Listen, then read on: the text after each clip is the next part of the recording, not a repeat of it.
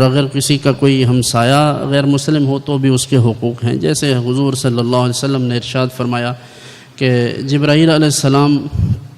میرے پاس آئے اور مجھے ہمسائے کے اتنے حقوق بیان کیے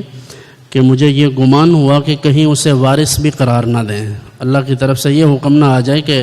کوئی شخص فوت ہو جائے تو اس کی وراثت میں اس کا ہمسایہ بھی حقدار نہ ٹھہر جائے۔ حضور نے اتنے حقوق اس کے بیان فرمائے۔ تو ہمسایہ جس حال میں بھی ہو، خاص طور پر جب ہمسایہ غریب ہو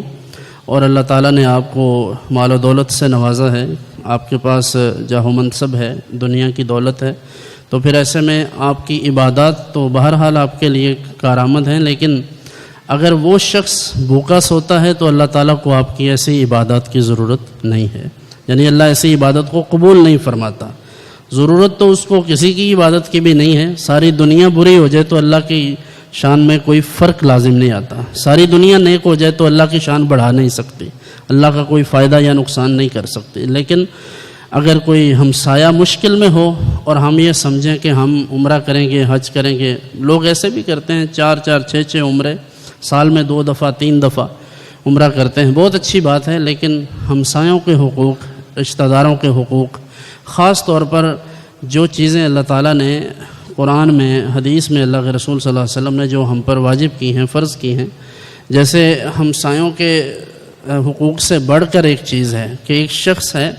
جس کے بہن بھائی یا جس کی اولاد اس کا مال جو وہ کماتا ہے اس کی حقدار ہے، لیکن اب کیا ہوتا ہے کہ جب کوئی شخص فوت ہوتا ہے تو بہن بھائیوں کے آپس میں جھگڑے ہوتے ہیں، بہنوں کو ان کے حصے سے ہی محروم کر دیتے ہیں،